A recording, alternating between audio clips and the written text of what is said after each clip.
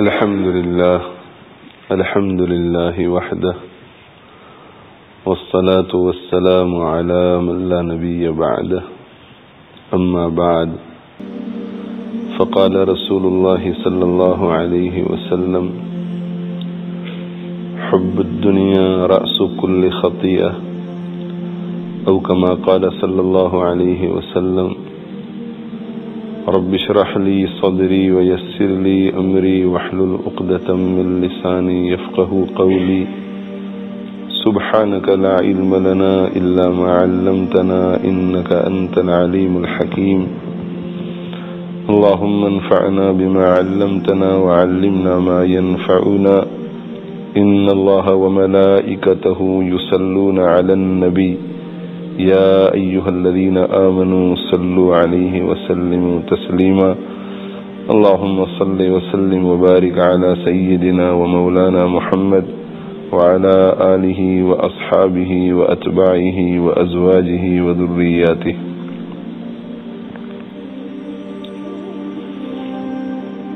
اللہ تعالی شأنہ کے محبوب پیغمبر صلی اللہ علیہ وآلہ وسلم کے ایک ارشاد کی تلاوت کی سعادت نصیب ہوئی، جس میں آپ صلی اللہ علیہ وآلہ وسلم ارشاد فرماتے ہیں حب الدنیا رأس کل خطیئہ، دنیا کی محبت ہر خطا کی جڑ ہے۔ دنیا میں جتنی برائیاں وجود میں آتی ہیں ان میں سے ہر ایک کی وجہ دنیا کی محبت ہے۔ دنیا کی محبت جس کے دل میں گھر کر جاتی ہے تو اس کی زندگی برائیوں کا مجموعہ ہو جاتی ہے۔ یہ بات الگ ہے کہ کچھ برائیاں ہماری زندگیوں میں وہ ہوتی ہیں جنہیں ہم برائیاں سمجھتے ہیں، اور کچھ برائیاں وہ ہوتی ہیں جنہیں ہم برائیاں سمجھتے نہیں۔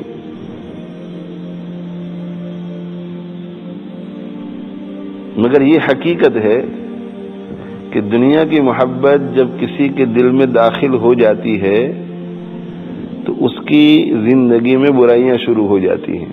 دنیا کی محبت جتنی کم ہوتی چلی جائے گی اس کی زندگی میں برائیاں کم ہوتی چلی جائیں گی، اور دنیا کی محبت جتنی بڑھتی چلی جائیں گی اس کی زندگی میں برائیاں اتنی ہی بڑھتی چلی جائیں گی۔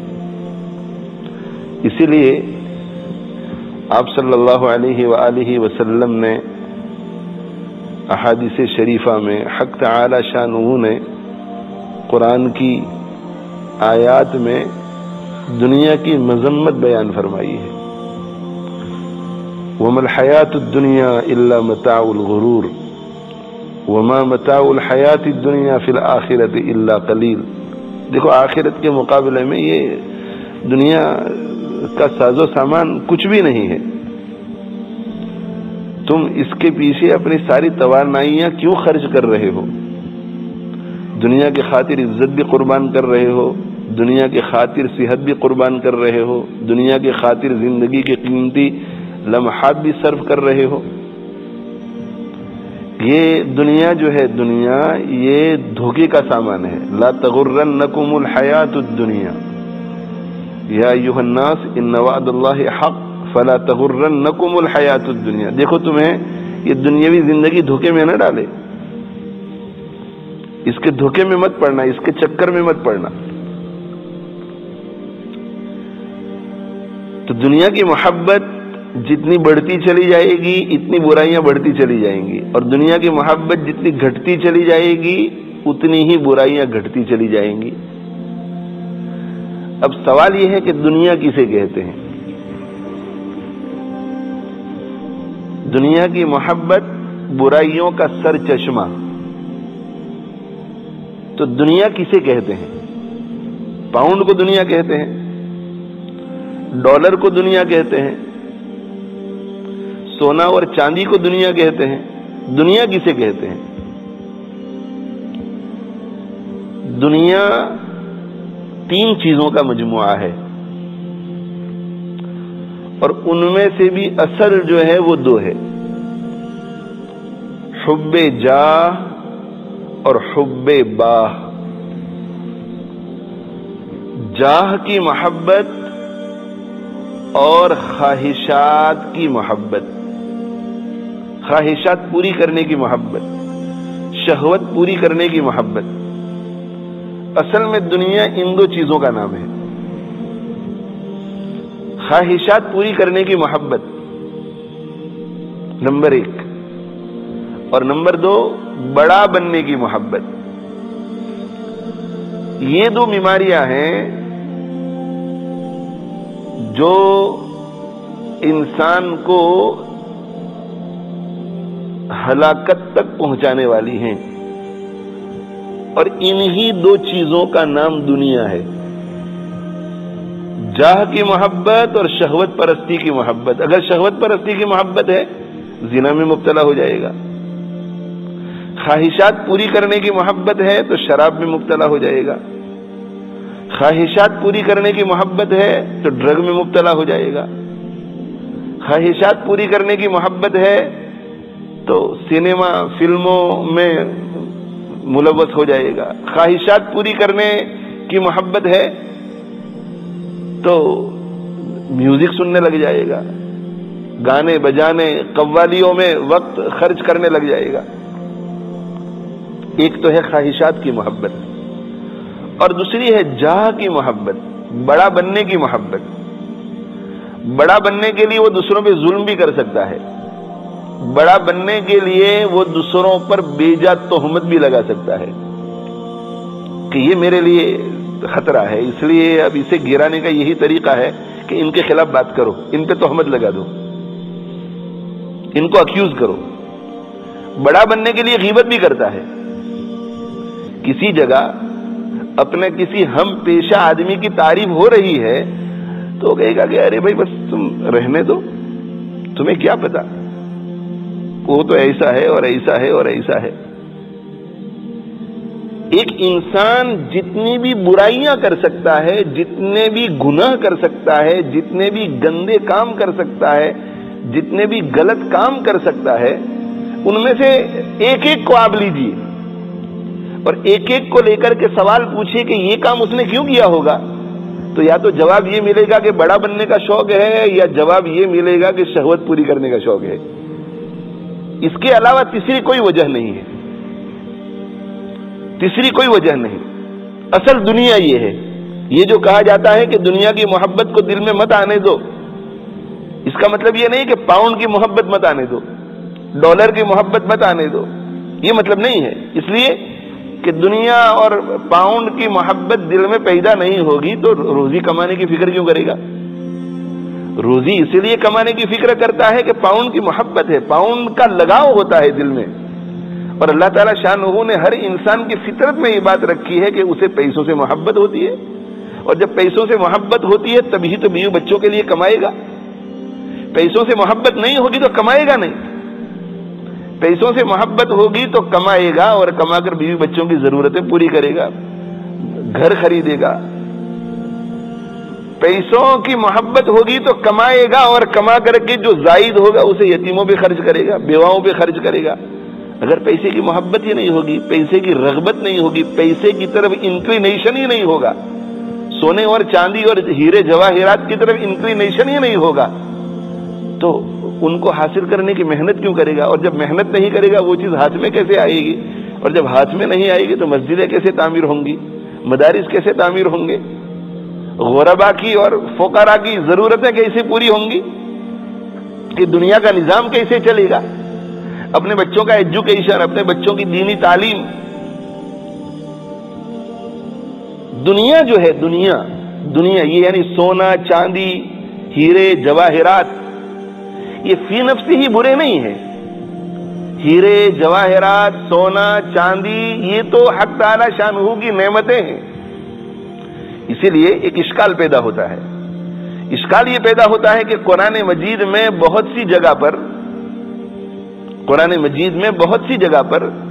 دنیا کو دھوکے کا سامان کہا گیا ہے کہ یہ دھوکے کا سامان ہے، اس سے دور رہو، اور قرآن مجید میں اسی دنیا کو خیر کے لفظ سے تعبیر کیا گیا ہے۔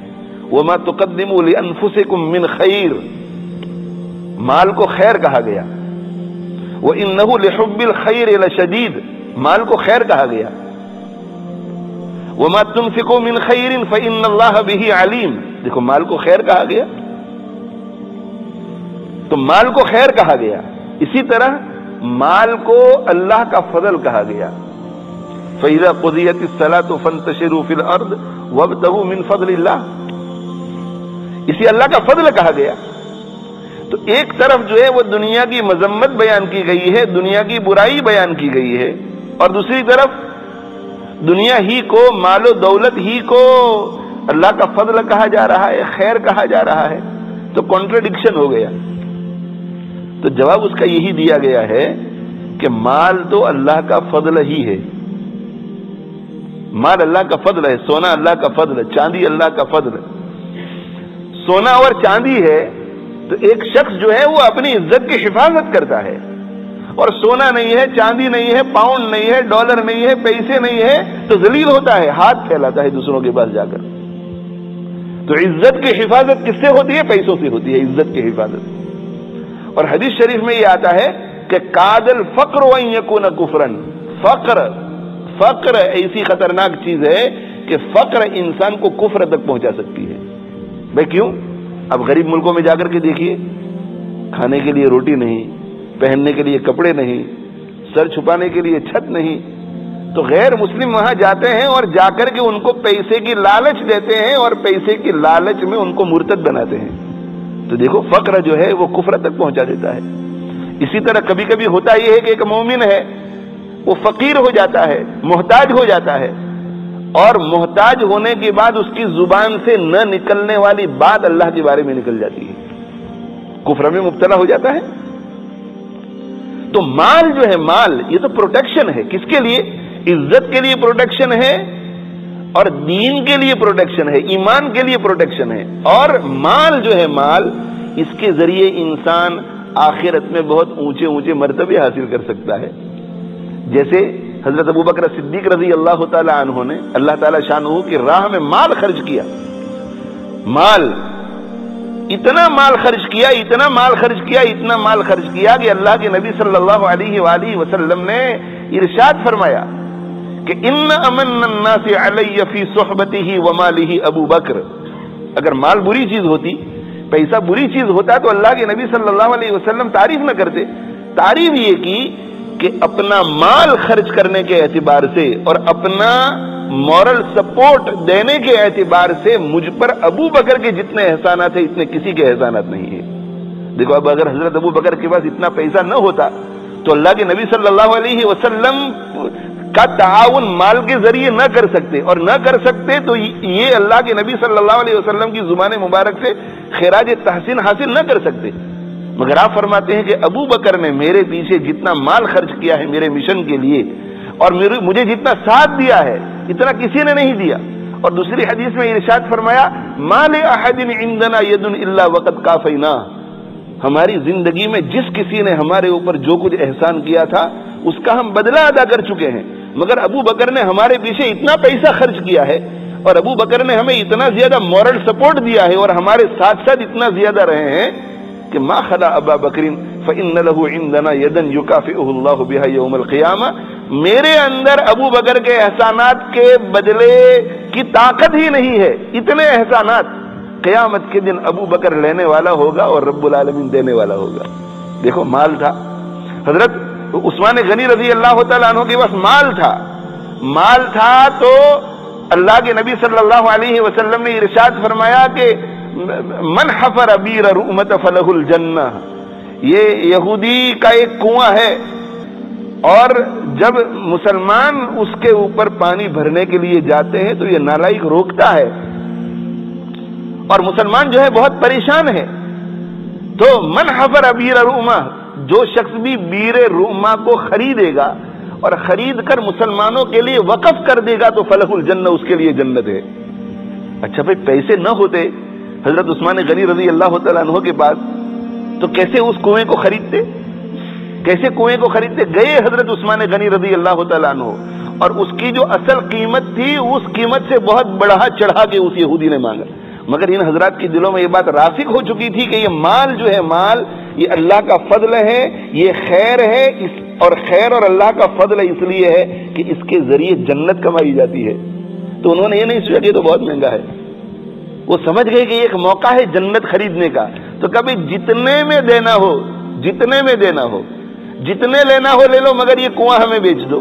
کنواں خریدا، منہ مانگی رقم دے دی، اور اللہ کے نبی صلی اللہ علیہ وسلم کی خدمت میں حاضر ہوئے اور حاضر ہو کر عرض کیا، اللہ کے رسول صلی اللہ علیہ وسلم، بیر روما میں خرید چکا ہوں، اب یہودی کا نہیں ہے، اور میں آپ کی خدمت میں پیش کر رہا ہوں، مسلمانوں پہ وقف کر دیجیے. دیکھو، مال نہ ہوتا تو جنت کیسے حاصل ہوتی.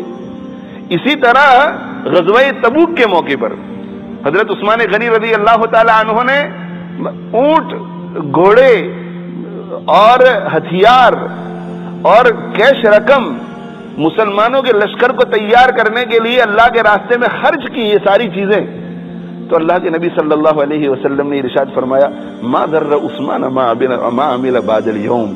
عثمان نے اللہ کے راستے میں خرچ کرنے کی قربانی دے کر اللہ کی بارگاہ میں اتنا کچھ حاصل کر لیا ہے کہ آج کے بعد عثمان اگر کچھ بھی نہ کرے تو اسے کوئی نقصان نہیں پہنچتا، کوئی نقصان نہیں پہنچ سکتا. تمہیں معلوم کیا ہوا؟ معلوم ہوا کہ دنیا خیر کی چیز ہے، دنیا اللہ کا فضل ہے. ایک مرتبہ حضرات صحابہ کرام رضوان اللہ تعالی علیہ مجمعین میں سے جو فقراء تھے وہ اللہ کے نبی صلی اللہ علیہ وسلم کی خدمت میں حاضر ہوئے اور انہوں نے کہا کہ اللہ کے نبی صلی اللہ علیہ وآلہ وسلم، ایک مسئلہ کھڑا ہو گیا ہے، ایک مسئلہ درپیش. کیا مسئلہ؟ تو وہ کہنے لگے کہ مسئلہ یہ ہے کہ ہم نمازیں پڑھتے ہیں تو ہمارے مالدار انصار بھائی جو ہیں وہ بھی نمازیں پڑھتے ہیں، تو نماز میں ہم برابر ہو گئے.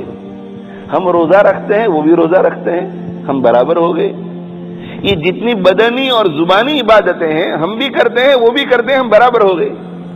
مگر اللہ تعالی شانہ نے ان کو مال دیا ہے اور ہمارے پاس مال نہیں ہے. وہ غریبوں کو کھلاتے ہیں، ہم نہیں کھلا سکتے. وہ یتیموں پہ خرچ کرتے ہیں، ہم نہیں کر سکتے. بیواؤں پہ خرچ کرتے ہیں، ہم نہیں کر سکتے. وہ عمرہ کر سکتے ہیں، ہم نہیں کر سکتے. اللہ کے راستے میں جانے والوں پر خرچ کرتے ہیں، ہم نہیں کر سکتے. مسجدیں بنوا سکتے ہیں، ہم نہیں بنوا سکتے. کنویں کھدوا سکتے ہیں، ہم نہیں کھدوا سکتے. یہ مسئلہ آ گیا ہے. تو اب ہم کیا کریں؟ اللہ نے ہمیں مال نہیں دیا، ہمارا تو کوئی قصور نہیں، جنت میں ہم پیچھے رہ جائیں گے. تو اللہ کے نبی صلی اللہ علیہ وآلہ وسلم نے ارشاد فرمایا کہ کیا میں تمہیں ایسی چیز نہ بتلاؤں کہ اگر وہ تم نے کرنا شروع کر دیا تو تم سے جو لوگ خرچ کر کر کے آگے چلے گئے ہیں ان کو تم پکڑ لو گے، اتنا ثواب ملے گا. تو وہ فقراء مہاجرین نے کہا کہ ضرور بتلائیے. تو آپ صلی اللہ علیہ وسلم نے ارشاد فرمایا کہ ہر نماز کے بعد 33 مرتبہ سبحان اللہ، 33 مرتبہ الحمدللہ اور 34 مرتبہ اللہ اکبر. سوچئے میرے بھائیو، ایک تاجر آدمی کو کمانے میں کتنی دیر لگتی ہے؟ بہت پیسہ کماتا ہے اور کمانے کے بعد پھر مجاہدہ کرتا ہے، سیکریفائس. کتنا مشکل لگتا ہے 1000 پاؤنڈ 10,000 پاؤنڈ دینا اللہ کے راستے میں، مگر دیتا ہے وہ. تب جا کر کے اس کو جو ثواب ملتا ہے اور وہ آگے بڑھتا ہے. آپ صلی اللہ علیہ وسلم نے فرمایا کہ جو ہر فرض نماز کے بعد یا ہر نماز سے فارغ ہونے کے بعد یہ تسبیح فاطمی پڑھ لے گا تو اس کو اتنا ثواب ملے گا کہ جو اللہ کے راستے میں خرچ کر کر کے آگے چلے گئے ہیں ان کو بھی پکڑ لے گا، پکڑ لے گا ان کو. کیا پڑھنا ہے بھائی؟ 33 ٹائمز سبحان اللہ، 33 ٹائمز الحمدللہ اور 34 ٹائمز اللہ اکبر. سب کا ارادہ کرو، میری مائیں بہنیں سب ارادہ کر لو کہ آج کے بعد 5 وقت کی نمازوں کا اہتمام ہوگا اور ہر نماز کے بعد یہ ہم تسبیح پڑھیں گے. بہت خوش ہوئے کہ چلو بھائی اب ہم ایکول تو کیا بلکہ آگے ہم تو نکل جائیں گے. انہوں نے تسبیحات پڑھنا شروع کر دیا. اب ہمارے یہاں جو ہے چونکہ دینی کلچر نہیں تو آپس میں ایک دوسرے کو یہ نہیں پوچھتے کہ بھئی آپ نمازوں کے بعد بیٹھے رہتے ہیں، کیا کرتے ہیں آپ؟ نہیں، ہمارے یہاں یہ کلچر نہیں۔ ہاں، ہمارے یہاں یہ کلچر ضرور ہے کہ اگر کسی کو کسی جگہ جاتے ہوئے دیکھا تو پوچھتے ہیں کہ آپ روزانہ بس میں بیٹھ کر اتنے بجے جاتے ہیں، کہاں جاتے ہیں؟ اس سے کہ دل میں یہ خیال آتا ہے کہ شاید یہ کوئی ایسی چیز کما رہے ہوں گے جس کا ہمیں پتہ نہ ہو۔ دنیاوی معاملات میں ہم سب تحقیق کرتے رہتے ہیں، کیا کر رہے ہیں کیا نہیں کر رہے ہیں۔ دینی معاملات میں کچھ نہیں کہ بھئی آپ جو ہے نماز سے پہلے میں دیکھتا ہوں کہ ہمیشہ اس کونے میں بیٹھ کر کچھ کرتے رہتے ہیں، کیا پڑھتے ہیں آپ؟ کسی نے کچھ بتایا ہے؟ حدیث میں کچھ آیا ہے؟ مگر ان کا کلچر یہ تھا کہ آخرت کی کمائی۔ تو جب مالدار صحابہ کرام رضوان اللہ تعالی علیہ مجمعین نے دیکھا کہ جتنے بھی غریب صحابہ ہیں فقراء مہاجرین، یہ ہر نماز کے بعد کچھ ایک ایکسٹرا وظیفہ پڑھنے لگ گئے ہیں، کیا بات ہے؟ تو پوچھا کہ بھئی کیا بات ہے؟ اچھا، وہاں بخل نہیں تھا کہ چھپا کے رکھنا، وہاں یہ تھا کہ ایک دوسرے کو بتلا دیتے تھے۔ تو انہوں نے کہا کہ بھئی ہمارا اور تمہارا کمپٹیشن بہت مشکل تھا، مال ہمارے پاس ہے نہیں، تمہارے پاس مال، تو ہم اللہ کے نبی صلی اللہ علیہ وسلم کے پاس گئے تھے، تو اللہ کے نبی صلی اللہ علیہ وسلم نے تم لوگوں کو پکڑ لینے کا یہ طریقہ بتلایا ہے کہ یہ تم تسبیح فاطمی پڑھ لیا کرو تو ان سے آگے تم چلے جاؤ گے۔ تو اچھا، انہوں نے بھی پڑھنا شروع کر دیا۔ انہوں نے یہ نہیں سوچا کہ ہم تو اللہ کے راستے میں بہت خرچ کرتے ہیں، چلو کوئی بات نہیں، نہیں، گریڈی تھے، گریڈی، حریص۔ آخرت کے معاملے میں گریڈی ہونا یہ بہت اچھی صفت ہے، یہ قابل تعریف صفت ہے۔ اللہ اکبر، اللہ اکبر، لگ گئے یہ لوگ، لگ گئے۔ تو پھر وہ غریب صحابہ گئے اللہ کے نبی صلی اللہ علیہ وسلم کے پاس اور کہا کہ بیک ٹو اسکوائر ون، مسئلہ وہی ہو گیا جو پہلے تھا۔ انہوں نے بھی یہ پڑھنا شروع کر دیا۔ تو اللہ کے نبی صلی اللہ علیہ وسلم نے ارشاد فرمایا، ذالک فضل اللہ یؤتیہ من یشاء۔ مالدار لوگ تم سے ایک قدم آگے رہیں گے، اس لیے کہ ان کو اللہ نے اپنے فضل کی ایک چیز ایکسٹرا دے رکھی۔ یہ اللہ کا فضل ہے اور اللہ جسے چاہتے ہیں دیتے ہیں۔ تو معلوم ہوا کہ پاؤنڈ ہے، ڈالر ہے، سونا ہے، چاندی ہے، ہیرے جواہرات، جسے مال و دولت ہم کہتے ہیں، یہ مال و دولت جو ہے یہ بری چیز نہیں ہے، مال و دولت بری چیز نہیں ہے۔ دنیا کسے کہتے ہیں؟ یہ مال و دولت کو دنیا نہیں کہتے، غور سے سنیے آپ، مال و دولت کو دنیا نہیں کہتے۔ اگر مال و دولت دنیا ہوتی تو جیب میں ایک پاؤنڈ بھی رکھنا برا ہوتا کہ بھئی یہ گندی چیز ہے، دور رہو اس سے۔ مال و دولت دنیا نہیں ہے۔ دنیا کیا ہے؟ دنیا ہے بڑا بننے کا شوق اور اپنی ناجائز خواہشوں کو پورا کرنے کا شوق۔ اصل میں یہ ہے دنیا، یہ ہے دنیا۔ اور یہ مال و دولت جو ہے، مال و دولت، اس کو کمانے والے کی دو نیتیں ہوتی ہیں۔ ایک تو وہ شخص ہے جو مال و دولت اس لیے کماتا ہے کہ مال و دولت کے ذریعے اپنی عزت کی حفاظت کروں گا، کسی کے سامنے فقیر بن کر، محتاج بن کر اپنے ہاتھ کو نہیں لمبا کروں گا، کسی کے گھر جا کر مانگوں گا نہیں، بھیک نہیں مانگوں گا، اپنی عزت کی حفاظت کروں گا۔ نمبر دو، اللہ نے مجھے حکم کیا ہے کہ حلال روزی سے اپنا پیٹ بھرو اور حلال روزی سے اپنے بدن کو چھپاؤ اور حلال روزی سے گھر رہنے کے لیے گھر بناؤ، اس لیے میں کما رہا ہوں، اس لیے کما رہا ہوں کہ اللہ نے مجھے ذمہ داری دی ہے کہ حلال روزی سے اپنے بیوی بچوں کو پالو، اس لیے کما رہا ہوں کہ اللہ نے حکم کیا ہے کہ اپنے ماں باپ اور دوسرے رشتہ دار جو آپ کے ڈیپینڈنٹ ہیں ان کا خیال رکھو، اس لیے کما رہا ہوں، اس لیے مال و دولت حاصل کر رہا ہوں اور کما رہا ہوں کہ ان سارے کاموں سے فارغ ہونے کے بعد اگر پیسہ بچ گیا تو عمرہ کروں گا، حج کروں گا، اس سے بھی اگر بچ گیا تو یتیموں پہ خرچ کروں گا، غریبوں پہ خرچ کروں گا، مسجدیں تعمیر کرواؤں گا، اس لیے کما رہا ہے یہ مال و دولت۔ اس کے لیے مال کیا ہے؟ اس کے لیے مال خیر ہے اور اس کے لیے مال اللہ کا فضل ہے۔ اور دوسرا شخص کما رہا ہے کیوں بھائی؟ دوسرا شخص کما رہا ہے بڑا بننے کے لیے، بڑا بننے کے لیے، بڑا بننے کے لیے کما رہا ہے۔ مال کما رہا ہے اس نیت سے کہ جب تک ہم ہائی فیلڈز میں ٹیرس ہاؤس میں رہیں گے وہاں تک تو ہماری شان لوگوں کے سامنے ظاہر نہیں ہوگی. اس لیے محنت کر کے 5-10 سال کے اندر کسی نہ کسی طرح ایسے علاقے میں منتقل ہو جانا چاہیے جہاں سیمی ڈیٹیچڈ ہو, اور سیمی ڈیٹیچ کے بعد آگے پھر ڈیٹیچ, اور کماتا ہے. کیوں کماتا ہے؟ کہ ذرا بڑا گھر ہو, اچھا گھر ہو, اچھے علاقے میں ہو تو سکون سے رہوں گا, راحت سے رہوں گا, یہ نہیں, تاکہ لوگوں میں ایک سٹیٹس ہو جائے کہ یہ بڑا آدمی ہے, یہ اونچی کیٹیگری کا آدمی ہے. سیاستدان سیاست کی کرسی کے لیے لاکھوں خرچ کر دیتے ہیں. بھائی آپ چلے جائیے پاکستان میں, انڈیا میں, غریب ملکوں میں سیٹ بھی نہیں ملتی اور جو کچھ ہوتا ہے وہ بھی خالی ہو جاتا ہے. بھائی کیوں؟ کس کے لیے خرچ کیا؟ کھاتے پیتے تھے, لاکھوں جمع تھے, آرام سے زندگی بسر کر لیتے. مگر نہیں, کچھ لوگ ایسے ہوتے ہیں کہ ان کو خواہش پرستی سے کچھ لینا دینا نہیں, ان کو نام کی بہت زیادہ محبت ہوتی ہے, نام کی بہت زیادہ محبت ہوتی ہے. ہماری ملاقات ایک بیرسٹر صاحب سے ہوئی تھی, وہ نیلسن منڈیلا کے ساتھیوں میں سے تھے, مرحوم ہو گئے, اللہ ان کی مغفرت فرمائے. تو اندرا گاندھی کو جب شوٹ کیا گیا تو ان کے ساتھ بیٹھا ہوا تھا, تو میں نے ان سے کہا, میں نے کہا کہ آپ تو سیاستدان ہیں اور اونچے درجے کے سیاستدان ہیں, یہ گولیاں ان لوگوں کو لگتی رہتی ہے, اس کے باوجود بھی یہ کرسی کو کیوں نہیں چھوڑتے؟ میں نے کہا اندرا گاندھی کو گولی لگی اور اس کا بیٹا بیٹھ گیا فوراً, تو اس کے بیٹے کو ایسا دل میں خیال نہیں آتا کہ جیسے ہماری ماں کو گولی لگی ہمیں بھی لگ سکتی ہے. میں نے کہا بہت سیاستدان ہیں جن کو گولیاں لگتی ہیں مگر دوسرا فوراً تیار اس سیٹ کے لیے. تو وہ مجھے کہنے لگے کہ مولانا صاحب آپ کو پتا نہیں ہے, یہ جو کرسی ہے, یہ کرسی تو فیم کے لیے ہوتی ہے, یہ کرسی جو ہے اس کا نشہ شراب کے نشے سے بھی زیادہ اونچا ہے. تو کچھ لوگ ایسے ہوتے ہیں کہ وہ دنیا کے اس حصے کے لیے, کس کے نام کے لیے سب کچھ قربان کر دیتے ہیں.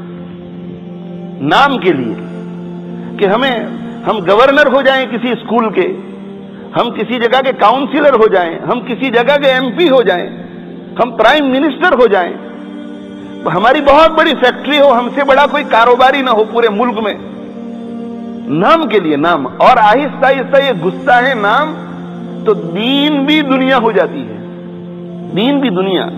ہم دین کی اتنی خدمت کریں کہ پورے ملک میں شہرت ہو جائے کہ بھئی اتنی قربانی تو کوئی نہیں کرتا. ہم عبادت اتنی کریں کہ ہماری پوری بستی میں لوگ یہ کہیں کہ یہ جتنی تلاوت کرتے ہیں, یہ جتنی نمازیں پڑھتے ہیں, ایسا کوئی نہیں. دیکھو دین بھی استعمال کیا جا رہا ہے دنیا کے لیے. یہ ہے دنیا. پاؤنڈ ڈالر وغیرہ ہی کو دنیا مت سمجھو. نام کی محبت کے لیے آدمی قربانی دیتا ہے, یہ دنیا اور خواہش پوری کرنے کے لیے, خواہش پوری کرنے کے لیے. تو ایک شخص جو ہے وہ مال و دولت کو کماتا ہے اللہ کی مرضی کو پوری کرنے کے لیے. اس کے لیے مال اللہ کا فضل ہے اور اس کے لیے مال خیر ہے. اور جو خواہشات پوری کرنے کے لیے اور اپنے نام کو بڑا کرنے کے لیے کماتا ہے, اس کے لیے دنیا بری ہے, اس کے لیے مال و دولت برا, اس کے لیے مال و دولت دھوکے کا سامان. تو اللہ کے نبی صلی اللہ علیہ وآلہ وسلم نے جہاں جہاں یہ بیان کیا ہے کہ دنیا سے بچو, دنیا سے بچو, دنیا سے بچو, اس کا مطلب یہ کہ دنیا کما کر اس کے ذریعے ناجائز خواہشات پوری کرنے سے بچو, دنیا کما کر اس کے ذریعے فیم حاصل کرنے کی کوشش کرنے سے بچو, نام حاصل کرنے کی کوشش سے بچو. اگر ایک شخص حلال طریقے سے کماتا ہے, حلال طریقے سے کماتا ہے اور اس نیت سے کماتا ہے کہ میں حلال طریقے سے اس لیے کماتا ہوں کہ اللہ تعالی شانہ نے مجھے جو حکم کیے ہیں وہ سارے حکم میں پورے کروں گا, خود کو پالنا, بیوی بچوں کو پالنا, یتیموں بیواؤں کا خیال رکھنا, زکوٰۃ نکالنا, دینی کاموں میں تعاون کرنا. تو آپ صلی اللہ علیہ وسلم فرماتے ہیں کہ ایسا کمانے والا اپنے اس کمانے کی وجہ سے قیامت کے دن اللہ کی بارگاہ میں اس حال میں آئے گا کہ اس کا چہرہ 14ویں رات کے چاند کی طرح چمک رہا ہوگا. التجار یحشرون یوم القیامت فجارا التاجر الصدوق الامین مع النبیین والصدیقین والشہداء بھائی مال اگر بری چیز ہوتی تو تجارت کی کوئی فضیلت ہوتی؟ مگر یہ کہا گیا کہ وہ تجارت کرنے والا جو سچائی کے ساتھ کرتا ہے، امانت داری کے ساتھ کرتا ہے، اور پھر مال کما کر کے مال کے جو حقوق ہیں ان کو ادا کرتا ہے، وہ انبیاء کے ساتھ ہوگا، صدیقین کے ساتھ ہوگا اور شہداء کے ساتھ ہوگا قیامت کے دن۔ اور وہ شخص جو مال کماتا ہے حلال طریقے سے مگر بڑا بننے کے لیے، مال کماتا ہے حلال طریقے سے بڑا بننے کے لیے، اپنی خواہشات پوری کرنے کے لیے، تو ایسے شخص کے لیے حدیث میں یہ کہا گیا ہے کہ لقی اللہ یوم القیامت وہو علیہ غضبان، اللہ تعالیٰ کی وہ اس حال میں ملاقات کرے گا کہ اللہ تعالیٰ اس پر بہت زیادہ ناراض ہوں گے اور غصے میں ہوں گے۔ تو بھئی اس تقریر سے کیا معلوم ہوا کہ پاؤنڈ، ڈالر، سونا، چاندی یہ فی نفس ہی بری چیزیں نہیں ہیں۔ یہ بری کب ہو جاتی ہیں؟ جب ان کے ذریعے خواہش پرستی مقصود ہو، جب ان کے ذریعے حب جاہ مقصود ہو کہ میں بڑا بن جاؤں، تو یہ بری ہو جاتی ہے، تب یہ بری ہو جاتی ہے۔ اور عموماً دنیا میں بڑا بننے کا جس کو شوق ہوتا ہے وہ پیسے کے بغیر نہیں بن سکتا، اور خواہشات پوری کرنے کا شوق ہوتا ہے وہ بھی پیسے کے بغیر نہیں پوری کر سکتا۔ اس لیے لوگ جو ہیں وہ دنیا کو مقصد بنا لیتے ہیں کہ مال کو کمائیں گے تو ہم یہ کر سکیں گے، مال کو کمائیں گے تو یہ کر سکیں گے، مال کو کمائیں گے تو یہ کر سکیں گے۔ اس وجہ سے ہماری شریعت نے یہ کہا کہ بھائی مال و دولت سے جتنا دور رہے اتنا اچھا ہے، اس لیے کہ کہیں ایسا نہ ہو کہ اچھی نیت سے مال و دولت کو کمانے کا خیال کر رہا ہے اور جب مال و دولت آنا شروع ہو جاوے تو پھر ارادہ بدل جاوے، پھر ارادہ بدل جاوے۔ جو منع کیا جاتا ہے کہ بھائی جتنا دنیا سے بے رغبتی ہو اچھا ہے، وہ اس لیے نہیں کہ مال و دولت بری چیز ہے، مال و دولت ہاتھ میں آتا ہے، نیت بدل گئی، اب یہ کہ نہیں تھوڑا ہمارا سٹیٹس ہو جانا چاہیے، نیت بدل گئی کہ اب ذرا تھوڑی عیاشی بھی ہونی چاہیے، بھائی کچھ مزے بھی کر لینے چاہیے دنیا میں۔ حضرت صلی اللہ علیہ وآلہ وسلم کی خدمت میں ایک صاحب آئے، ثعلبہ ان کا نام تھا، مسلمان آئے اور انہوں نے کہا کہ اللہ کے نبی صلی اللہ علیہ وآلہ وسلم آپ دعا کر دیجئے کہ اللہ تعالیٰ مجھے مال میں برکت دے۔ آپ صلی اللہ علیہ وسلم نے فرمایا کہ تم جس حال میں بہتر ہو وہی تمہارے لیے اچھا ہے، تم جس حال میں ہو وہی تمہارے لیے بہتر ہے۔ پھر اصرار کیا کہ اللہ کے نبی صلی اللہ علیہ وسلم دعا کر دیجئے، آپ نے پھر منع فرمایا، پھر اصرار، اس کا جب اصرار بہت بڑھ گیا تو اللہ کے نبی صلی اللہ علیہ وسلم نے دعا فرما دی کہ اللہ اس کو مال میں برکت عطا فرما۔ پہلے بکریاں اتنی ہو گئی کہ 2 پہاڑوں کے درمیان کی جگہ بھر گئی، پھر گائیں اتنی ہو گئی کہ 2 پہاڑوں کے درمیان کی جگہ بھر گئی، اتنی ہو گئی اونٹ کہ 2 پہاڑوں کے درمیان کی جگہ بھر گئی۔ یہ بکریاں اور گائیں اور اونٹیں اتنے بڑھ گئے کہ پھر مدینہ منورہ چھوڑ کر کے باہر مدینہ منورہ کے مضافات اور آؤٹ اسکرٹس میں چلے جانا پڑا۔ زکوٰۃ کی آیت نازل ہوئی تو آپ صلی اللہ علیہ وسلم نے بھیجا کہ جاؤ اور جا کر کے کہو کہ بھئی اتنی زکوٰۃ ہے تمہارے ذمے۔ اب پہلے تو یہ کہہ رہا تھا کہ اللہ کے نبی صلی اللہ علیہ وسلم دعا کیجئے کہ اللہ مال میں برکت دے، تو میں خرچ کرنا چاہتا ہوں محتاجوں پر اور نیک کاموں میں، بہت خیرات کروں گا۔ آپ صلی اللہ علیہ وسلم کو وحی کے ذریعے معلوم ہو چکا تھا کہ مال اس کے لیے فتنہ بننے والا ہے، تو بہت سمجھایا، مگر جب نہیں سمجھا، دعا کر دی، تجارت میں برکت ہو گئی۔ اللہ تعالیٰ کبھی کبھی دوسروں کے سبق کے لیے یہ سارے کام کرواتے ہیں۔ تو وہ جو زکوٰۃ وصول کرنے کے لیے گئے ان سے کہا کہ اچھا اب ٹیکس بھی لاگو ہو گیا ہم لوگوں پر۔ یہ آئے اور آ کر کے کہا کہ انہوں نے تو منع کر دیا۔ اللہ تعالی شانہ نے آیت نازل فرمائی، وَمِنْهُمْ مَنْ عَاهَدَ اللَّهَ لَئِنْ آتَانَا مِنْ فَضْلِهِ لَنَصَّدَّقَنَّ وَلَنَكُونَنَّ مِنَ الصَّالِحِينَ۔ ان میں سے بعض لوگ وہ ہیں جو اللہ سے معاہدہ کرتے ہیں، اللہ سے معاہدہ کرتے ہیں کہ لئن آتانا من فضلہ، اگر اللہ تعالی ہمیں اپنے فضل سے مال دے گا، لنصدقن، تو ہم ضرور بھی ضرور خیرات کریں گے، ولنکونن من الصالحین، اور ہم ضرور بھی ضرور بہت نیک لوگوں میں سے ہو جائیں گے۔ فلما آتاہم من فضلہ، پھر جب اللہ تعالیٰ انہیں دے دیتا ہے اپنے فضل سے، دیکھو بار بار کہا جا رہا ہے کہ اللہ دیتا ہے اپنے فضل سے، اس میں کمائی میں ہماری محنت کا کوئی دخل نہیں، ہماری ہوشیاری کا کوئی دخل نہیں۔ دنیا میں ایسے لوگ ہیں جو انگوٹھے چھاپ ہیں، جو دستخط کرنا نہیں جانتے مگر وہ ملینئر اور بلینئر ہے، اور ان کے یہاں کام کرنے والا چارٹرڈ اکاؤنٹنٹ جس نے ڈگری حاصل کی ہوئی ہے اور پتہ نہیں اسٹاف میں کتنے لوگ پڑھے لکھے ہوتے ہیں، وہ تنخواہ دار ملازم ہے، وہ ملینوں کماتا ہے اور یہ سال کی 25,000 کی سیلری لے کر کے گھر میں بیٹھے ہوئے دیتا ہے وہ۔ فلما آتاہم من فضلہ بخلوا بہ، جب اللہ تعالیٰ انہیں اپنے فضل سے دے دیتا ہے تو پھر بخل کرنے لگتے ہیں۔ بخل اس لیے کہ اب مال مقصود ہو گیا کہ مال ہمارے ہاتھ میں رہے تاکہ ہم بڑے ہو جائیں۔ تو مال فی نفسہ ہی بری چیز نہیں ہے، مال سے دور رہنے کے لیے اس لیے کہا جاتا ہے کہ مال آتا ہے تو مال کی وجہ سے پھر لوگ غلط غلط راستے اختیار کرتے ہیں۔ میں نے خود اپنی زندگی میں ایسے لوگوں کو دیکھا کہ جب تک وہ ورکنگ کلاس سیکٹر میں تھے اور ایسے ٹیرس گھروں میں رہتے تھے، ان کی زندگی میں بہت سادگی تھی، بہت تواضع تھی، بہت ہمبلنس تھا، اور ذرا اللہ تعالیٰ شانہ نے ان کو رقم دی اور وہ بزنس سیکٹر میں آ گئے اور ذرا اچھے علاقے میں چلے گئے تو پھر وہ مفتی بھی بن گئے۔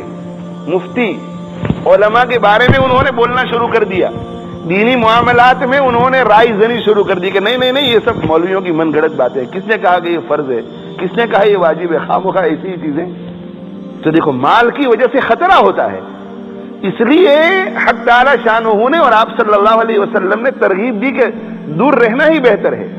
حضرت عیسیٰ علیہ السلام نے فرمایا تھا یا طالب الدنیا لتبر، عجیب ارشاد ہے، یا طالب الدنیا لتبر، اے دنیا کو کمانے والے نیک کام کرنے کی نیت سے، یہ وہ شخص جو دنیا کو کما رہا ہے کہ میں نیک کام کروں گا، ترکک الدنیا ابرو، تیرا دنیا کو چھوڑے رکھنا یہ سب سے بڑی نیکی ہے۔ کیوں؟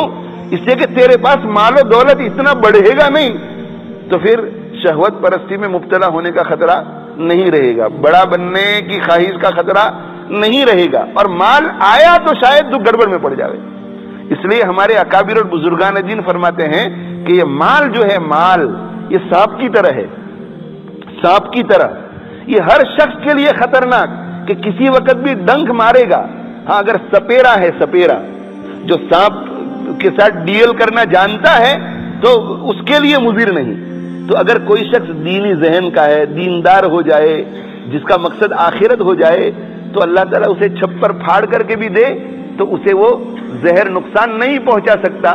مگر دینی ذہن نہیں ہے، حق تعالیٰ شانہ سے تعلق نہیں ہے، آخرت کی فکر نہیں ہے، ایسے شخص کے گھر میں اگر مال آ گیا تو وہ گھر میں نہیں رہے گا، ایسے شخص کے جیب میں اگر مال آ گیا تو وہ جیب میں نہیں رہے گا، ایسے شخص کے اکاؤنٹ میں اگر مال آ گیا تو وہ اکاؤنٹ میں نہیں رہے گا، اکاؤنٹ میں جانے سے پہلے، گھر میں جانے سے پہلے، جیب میں جانے سے پہلے دل میں اتر جائے گا، دل میں، اور دل کو ڈنک مارے گا وہ۔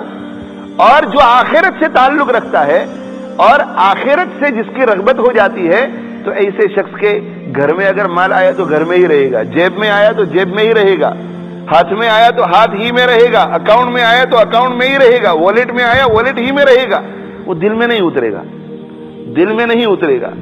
ایک بہت بڑے بزرگ تھے، انہوں نے اپنے کارندوں کو تجارت کے لیے بھیجا تھا، اور پرانا زمانہ کیا ہوتا تھا اس زمانے میں کہ جس کے پاس جتنا سرمایہ ہوتا تھا وہ سارا کا سارا اپنے کارندوں کو دے دیتا تھا، خود چلا جاتا تھا، کبھی بھیج دیتا تھا معتبر آدمی ہو تو، اور کہتا تھا کہ بھائی فلاں ملک میں جاؤ اور فلاں ملک سے وہ چیزیں خرید کر لے آؤ جو اس ملک میں نہیں ملتی، جسے مکہ مکرمہ سے مدینہ منورہ سے شام جاتے تھے اور وہاں سے چیزیں لاتے تھے اور لا کر کے پھر بیچتے تھے۔ تو وہ بزرگ جو ہیں نیک آدمی تھے مگر تاجر تھے، نیک آدمی اور تاجر، دنیا دل میں اتری نہیں تھی، تو جس دن ان کی کشتیاں آنے والی تھی مال و اسباب کی، تو اس دن وہ پورٹ پر پہنچ گئے انتظار کے لیے کہ ابھی میرا سامان آ رہا ہے، تو وہاں ٹہل رہے تھے کہ کسی نے خبر دی کہ آپ کے لیے بری خبر ہے۔ کبھی کیا بری خبر ہے؟ تو کہ جو کشتیاں آپ کا سامان لے کر آ رہی تھی وہ ساری کی ساری ڈوب گئی ہے۔ تو انہوں نے جب یہ خبر سنی تو انہوں نے کہا الحمدللہ، بات آئی گئی ہو گئی۔ یہ گھر کی طرف جانے لگے، گھر کی طرف جانے لگے، ابھی گھر بھی نہیں پہنچے تھے کہ وہی آدمی پیچھے دوڑتا ہوا گیا اور اس نے کہا کہ معاف کیجئے، وہ کسی اور کے بارے میں تھی، میں نے غلط خبر دی آپ کو، آپ کی کشتیوں کے بارے میں خبر ملی ہے کہ وہ صحیح سالم ہے اور ابھی آدھ پون گھنٹے میں پہنچ رہی ہے۔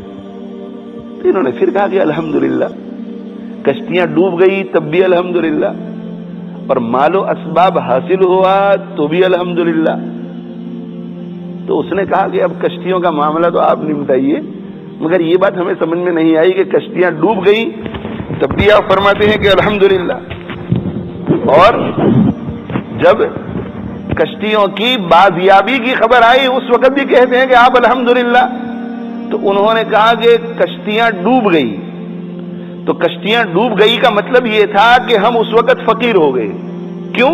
اس لیے کہ جو سرمایہ ہمارا تھا سارا ہم نے تو لگا دیا تھا۔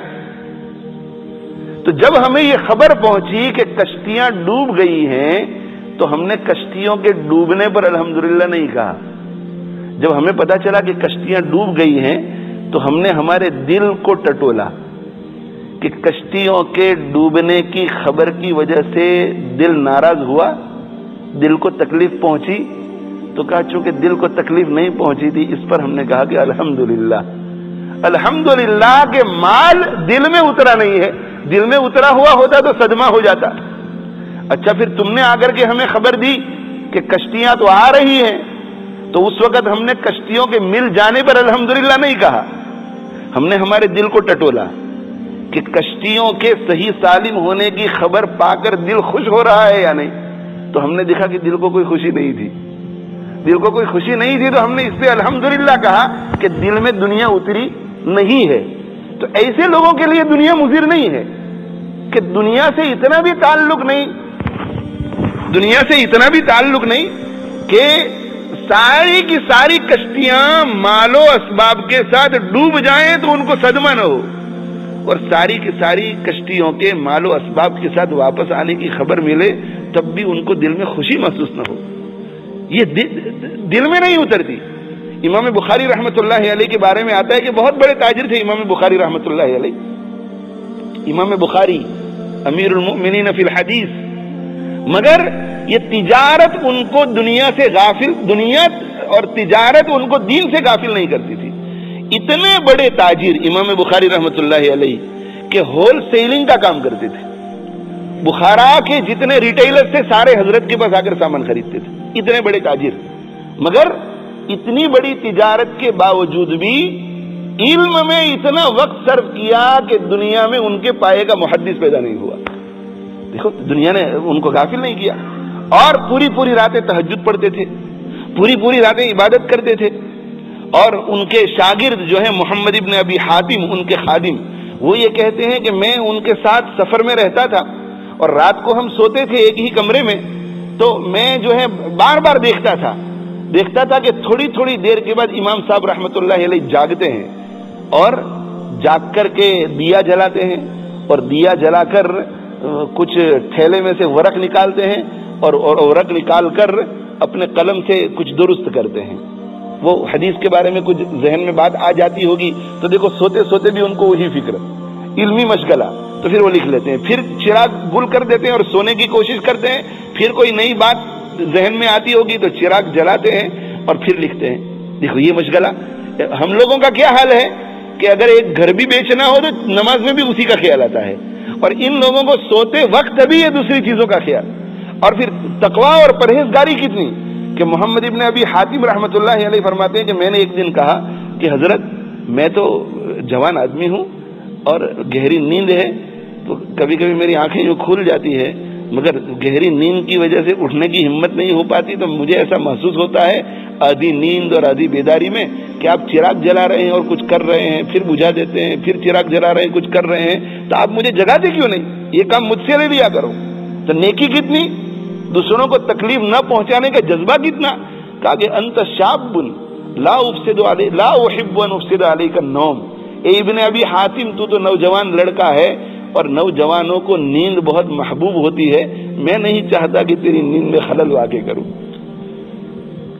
یہ امام بخاری رحمۃ اللہ علیہ جب ان کے پاس کہیں سے ہول سیل کا مال آتا تھا تو چونکہ معاملات میں بہت صاف ستھرے تھے تو ان سے جو بھی خریدتا تھا اس کو برکت بہت ہوتی تھی، تو پورے ٹاؤن کے لوگ دوڑ آتے تھے، تاک میں رہتے تھے کہ مال جیسے ہی آئے تو پہلے میں جا کر کے ڈیل کر لوں. تو ایک گروپ آیا تاجروں کا اور انہوں نے آ کر کے یہ کہا کہ آپ کے پاس مال آیا ہوا ہے، ہم خریدنا چاہتے ہیں. امام بخاری رحمۃ اللہ علیہ نے پوچھا کہ بھئی کتنے میں خریدو گے؟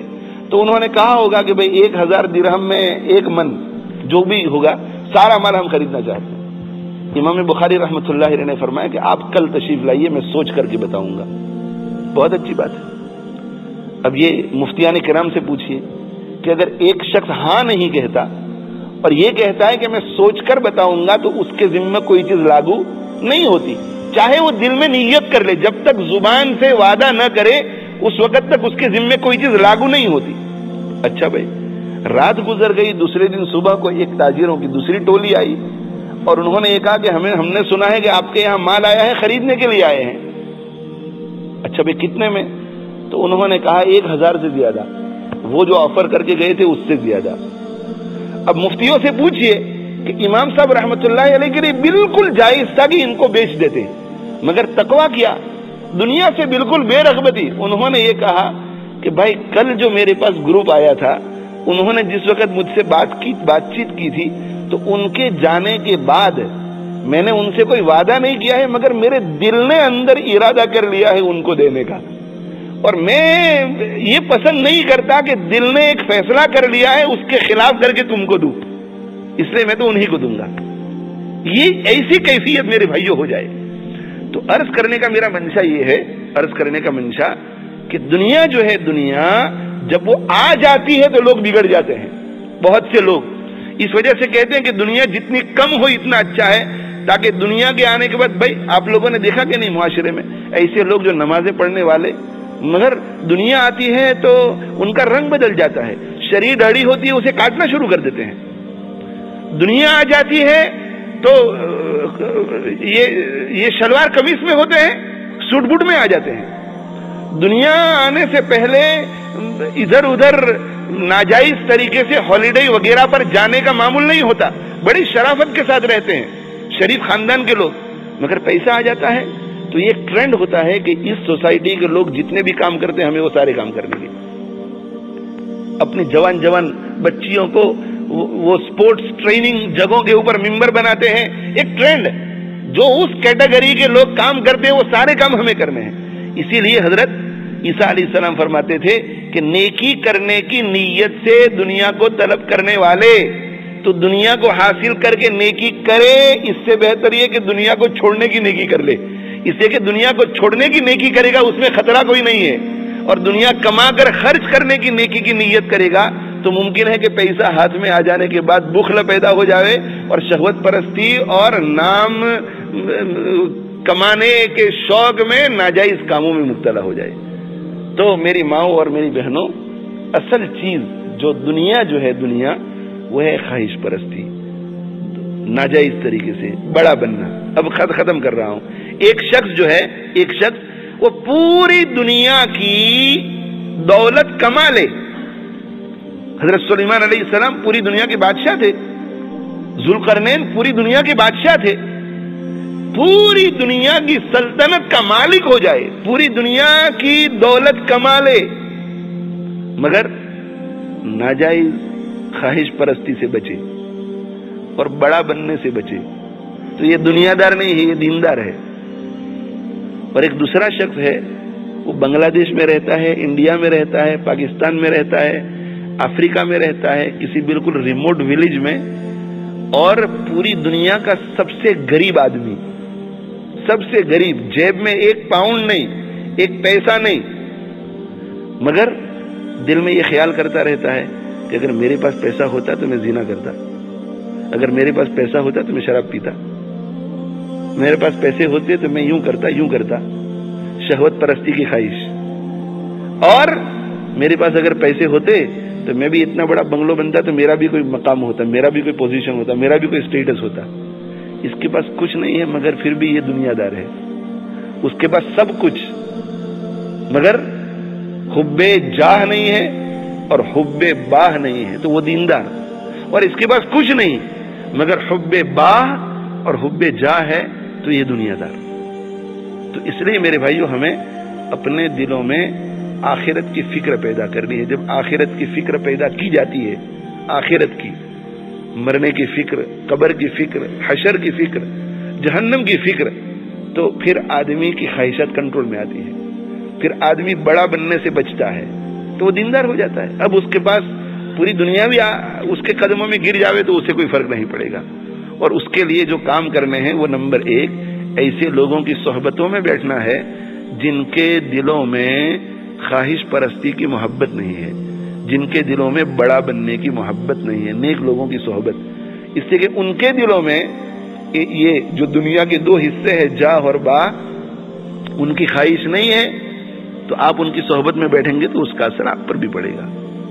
اور دوسرا کام جو کرنا ہے وہ یہ ہے کہ اللہ کا ذکر کرنا ہے۔ آپ جن مشائخ سے وابستہ ہیں ان مشائخ کے بتلائے ہوئے سارے معمولات کو اہتمام سے پورا کرو، ذکر کا اہتمام کرو۔ اور جو مشائخ میں سے کسی سے وابستہ نہیں ہے انہیں کسی سے وابستہ ہونے کی فکر کرنی چاہیے، جس سے عقیدت ہو، جس سے محبت ہو اور جس سے مناسبت ہو، ایسے شخص سے اپنا روحانی سلسلہ قائم کر لینا چاہیے۔ اور جب تک کوئی مناسب شیخ نہ ملے اس وقت تک ذکر کرتے رہنا چاہیے۔ روزانہ 100 مرتبہ تیسرا کلمہ پڑھو، روزانہ 100 مرتبہ پہلا کلمہ پڑھو، روزانہ 100 مرتبہ استغفار پڑھو، روزانہ 300 مرتبہ درود شریف پڑھو، روزانہ قرآن مجید کا کچھ نہ کچھ حصہ پڑھو، نمازوں کا اہتمام کرو، دعائیں کرو۔ تو ذکر، میرے شیخ حضرت اقدس مولانا محمد یوسف لدھیانی صاحب رحمۃ اللہ علیہ فرماتے تھے کہ ذکر اتنا کرو اتنا کرو اتنا کرو کہ ذکر کی کیفیت دل کی ساری کیفیت پر حاوی ہو جائے اور غالب ہو جائے۔ اس لیے کہ شہوت کی خواہش جو ہے یہ دل کی ایک کیفیت ہے، بڑا بننے کی خواہش یہ دل کی ایک کیفیت ہے۔ ذکر کرتے کرتے کرتے کرتے اللہ کی یاد کی کیفیت دل میں ایسی اسٹرانگ ہو جاتی ہے کہ یہ کیفیت دب جاتی ہے۔ تو دوسرا کام یہ کرنا ہے۔ اور تیسرا کام یہ کرنا ہے، تیسرا کام کہ موت کا خیال کرنا ہے کہ ایک دن مجھے مرنا ہے، یہ دنیا پیچھے چھوڑ کر جانا ہے، یہاں جو بھی نام کماؤں گا وہ بھی پیچھے رہ جائے گا، اور یہاں جو ہے جو دولت کماؤں گا وہ بھی پیچھے رہ جائے گی، اسٹیٹس بھی پیچھے رہ جائے گا۔ تو مجھے آخرت میں جانا ہے، قبرستان میں جائیں، قبرستان میں جا کر دیکھیں کہ کیسے بڑے بڑے لوگ جو دنیا میں بڑے سمجھے جاتے تھے آج ان کا کوئی پرسان حال نہیں۔ ملے خاک میں اہل شاہ کیسے کیسے، کیسی کیسی شان والے لوگ خاک میں جا کر کے مل گئے۔ ملے خاک میں اہل شاہ کیسے کیسے، مکین ہو گئے لا مکان کیسے کیسے۔ جن لوگوں کے مکان تھے، مکی تھے، جو مکانوں میں رہنے والے تھے، آج بے گھر ہو گئے بیچارے، ہوئے نامور بے نشاں کیسے کیسے، ہوئے نامور بے نشاں کیسے کیسے۔ ملے خاک میں اہل شاہ کیسے کیسے، مکی ہو گئے لا مکان کیسے کیسے، ہوئے نامور بے نشاں کیسے کیسے۔ جو بڑے بڑے ناموں والے تھے آج ان کو کوئی یاد کرنے والا نہیں۔ زمین کھا گئی آسمان کیسے کیسے، کیسے کیسے بڑے لوگوں کو زمین کھا گئی۔ تو ہمیں بھی اس کے بارے میں سوچنا چاہیے۔ اور حضرت شیخ الحدیث مولانا محمد زکریا صاحب نور اللہ مرقدہ کی فضائل صدقات کا اہتمام سے مطالعہ رکھنا چاہیے۔ گھر میں روزانہ تھوڑا تھوڑا پڑھتے رہو، خود بھی پڑھتے رہو، شروع سے آخر تک پوری زندگی اس کو پڑھتے رہو۔ اس سے بھی انشاءاللہ نفع ہوگا، اس سے دنیا کی بے رغبتی پیدا ہوگی، اس سے خواہش پرستی سے دوری ہوگی، اس سے بڑا بننے کے شوق سے دوری ہوگی۔ جب یہ بات ہوگی تو دنیا کمانے کا شوق بھی نہیں رہے گا، اور اگر دنیا کمانے کا شوق رہا بھی تو پھر وہ نیک کاموں کے لیے ہوگا۔ اللہ تعالی ہم سب کو عمل کی توفیق عطا فرمائے۔ وآخر دعوانا الحمدللہ رب العالمین، وصلی اللہ علی نبینا محمد وعلی آلہ وصحبہ اجمعین۔ الحمد للہ رب العالمین والعاقبۃ للمتقین والصلاة والسلام علی رسولہ سیدنا ومولانا محمد وعلی آلہ وصحبہ اجمعین۔ ربنا ظلمنا انفسنا وان لم تغفر لنا وترحمنا لنكونن من الخاسرین۔ ربنا اغفر لنا وتب علينا انك انت التواب الرحیم۔ يا مصرف القلوب صرف قلوبنا على طاعتك يا مقلب القلوب ثبت قلوبنا على دينك اللهم احفظنا من كل بلاء الدنيا وعذاب الآخرة اللهم آت نفوسنا تقواها وزكها أنت خير من زكاها أنت وليها ومولاها اللهم أصلح لنا ديننا الذي هو عصمة أمرنا وأصلح لنا دنيانا التي فيها معاشنا وأصلح لنا آخرتنا التي إليها معادنا واجعل الحياة زيادة لنا في كل خير واجعل الموت راحة لنا من كل شر اللهم ثبتنا على الإيمان وأمتنا على الإيمان واحشرنا يوم القيامة مع المتقين مع الإيمان اللهم وفقنا لما تحب وترضى واجعل آخرتنا خيرا من الأولى اللهم إنا نعوذ بك من زوال نعمتك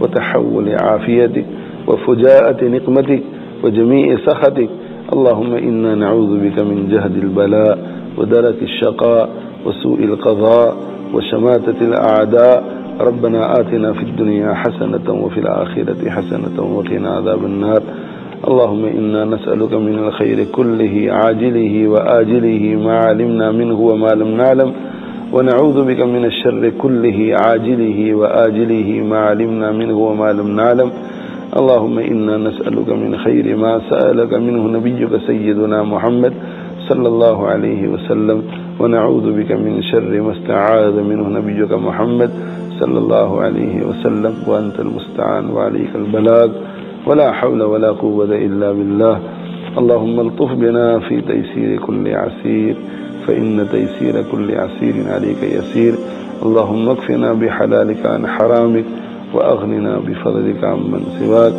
اللهم اقذف في قلوبنا رجاءك واقطع رجاءنا عمن سواك حتى لا نرجو أحدا غيرك اللهم إنا نسألك حسن الختام والعفو عما سلف وكان اللهم اغفر لنا ولوالدينا ولأساتذتنا ولمشايخنا ولأقاربنا ولمن له حق علينا ولمن أوصانا بالدعاء ولجميع المؤمنين والمؤمنات والمسلمين والمسلمات الأحياء منهم والأموات إنك سميع قريب مجيب الدعوات سبحان ربك رب العزة عما يصفون وسلام على المرسلين والحمد لله رب العالمين وآخر دعوانا